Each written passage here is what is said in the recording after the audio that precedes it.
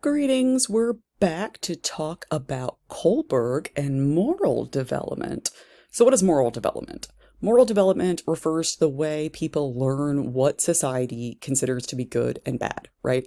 And from our reading this week, we've learned that that varies by society, right? Some societies are going to think that certain things are good that other societies think are bad, and vice versa. So, how do children go about learning this? Well, Kohlberg has a theory. There's always some dude in our book who has a theory. It's very helpful. That there are three stages of moral development, essentially. So, the first stage is pre-conventional. This occurs during childhood.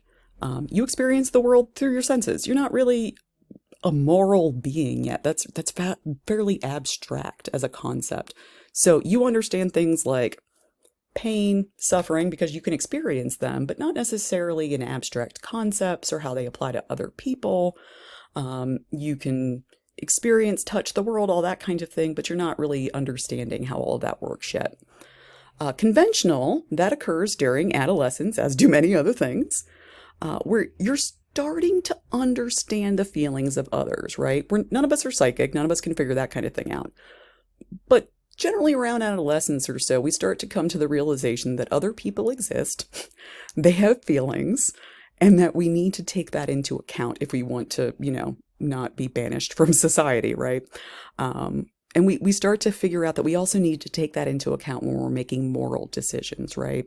So we're starting to understand that people, when they're exasperated, may do things that they wouldn't do under normal circumstances. And we all know that, right? Somebody who's really angry is going to do something that they wouldn't normally do under when they're not upset, when they're stable and okay. So that's adolescence. You're starting to get it. You're seeing other people. You're starting to figure this out.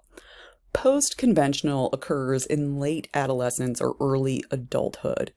And this is where you're understanding abstract concepts of morality.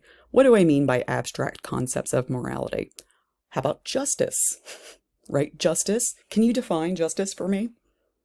Yeah, it's a little hard, right? If you try in your mind to define justice, and that's going to look different for everybody too, right? What you consider justice, I might not, and vice versa. So when we start to get abstract concepts of morality, when we can apply situations of morality to situations that haven't occurred or situations that could occur, when we have that abstract concept of morality, that's when we're in that post-conventional stage, and that's also when we're considered fully morally developed, when we get to that abstract stage.